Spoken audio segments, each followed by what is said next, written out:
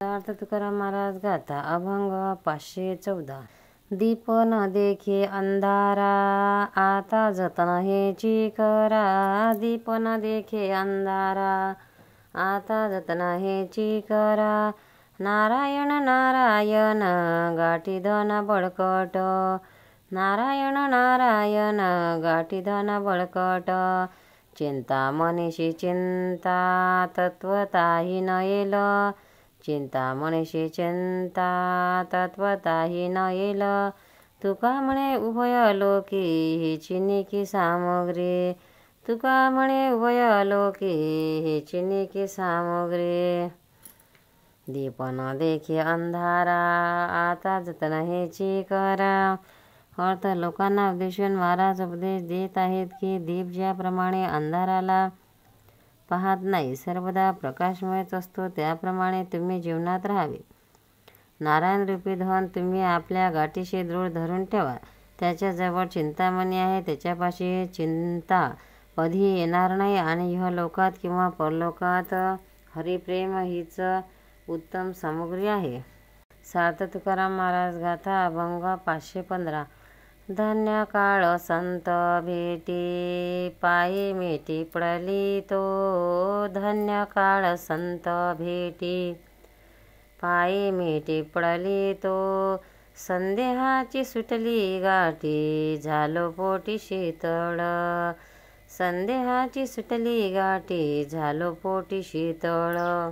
भवनदीचा झाला तारा या उत्तरा प्रसादे. भवनदीचा झाला तारा या उत्तरा प्रसादे.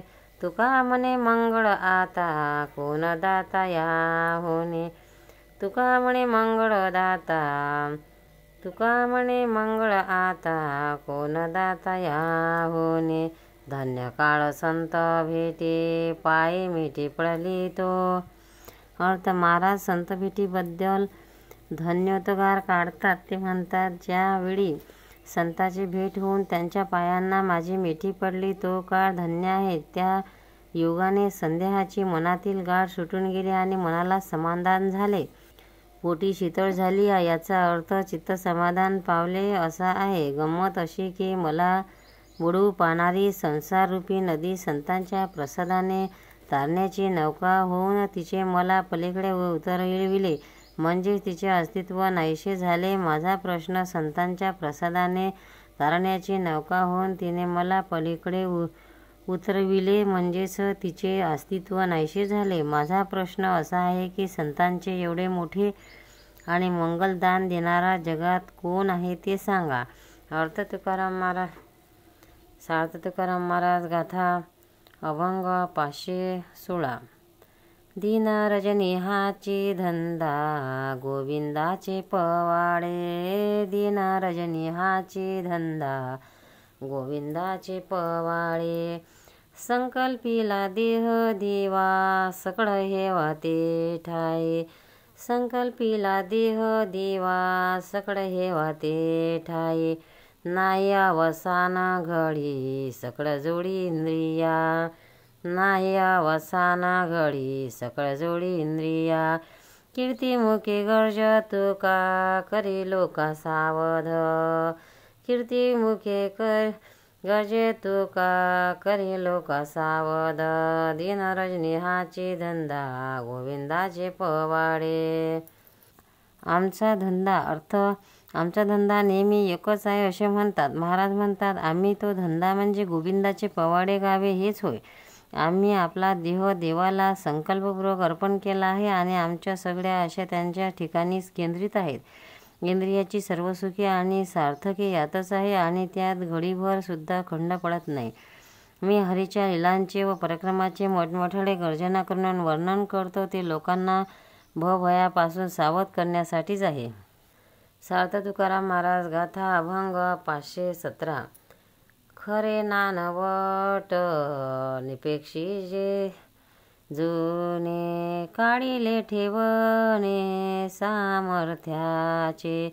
खरे नानवट निक्षेपीचे जुने काढिले ठेवणे सामर्थ्याचे.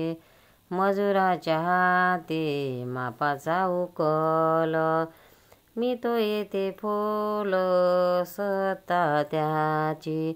मजुराच्या हाती मापाचा उकल, मी तो येते फोल सत्ता त्याची.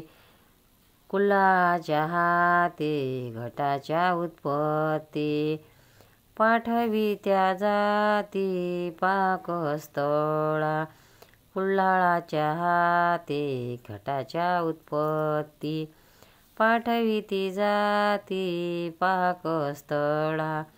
तुका म्हणे जीवन ते नारायणी, प्रभाते किरणी प्रकाशाची.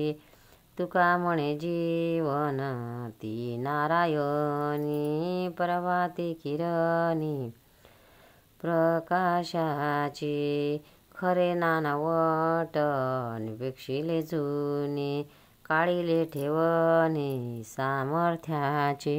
अर्थ आपण काय केले त्याचे वर्णन करताना महाराज म्हणतात, संतांचे जीवन विठ्ठलरूपी जुने आणि खरे नाणे लपलेले होते, ते मी बाहेर काढले. त्या नाण्याच्या खरे खोटेपणाची तपासणी करणारा खरा मालक देवच आहे. त्याने मला मापे घेण्यासाठी मजूर म्हणून नेमला आहे, अर्थात त्याने मला नेमला. त्याचीच सर्व सत्ता आहे, मला काही सत्ता नाही. कुंभार मडके बनवतो, जो कोणी मडके खरेदी करून आपल्या मालकी हक्काने ते जेथे पाठवतो त्या ठिकाणी त्या त्या कामाला ते मडके जाते. आम्हा विठ्ठल भक्तांचे असेच आहे. विठ्ठलाने आम्हाला घडविले आणि जगात काही काम नेमून पाठवले आणि तेथे आम्ही आलो. सूर्यकिरणात सूर्याची प्रभा सामावलेली असते, त्याप्रमाणे आम्ही सर्वांचे अंतरंग सर्व जीवनात नारायणाने भरलेले आहे. सार्थ तुकाराम महाराज गाथा अभंग 518. गंगेची या अंते विन काय चाड, आपुले ते कोड तृषे पाशी. गंगेची या अंते विन काय चाड, आपुले ते कोड तृषे पाशे. विठ्ठल हे मूर्ती साजेरी सुंदर, घालू निरंतर हृदय पोटी.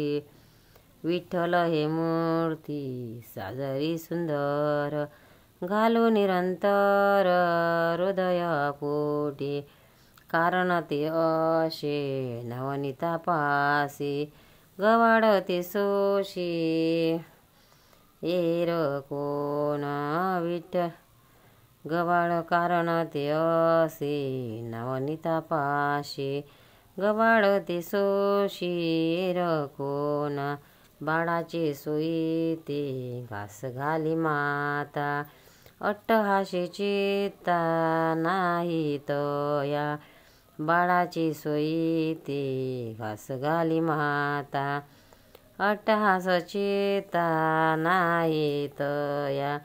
गाऊ नाचू करू आनंद सोहळा, भावची वेगळा नाही आता. गाऊ नाचू करू आनंद सोहळा, भावची वेगळा नाही आता. तुका म्हणे अवघे झाले कमय, परलोकीची काय चाड आता. तुका म्हणे अवघे झाले कमय, परलोकीची काय चाड आता. गंगेची या अंते विन काय चाड, आपुले ते कोड तृषे पाशे. अर्थ भगवंताच्या भक्तीतील एक महत्त्वाची गोष्ट महाराज सांगतात.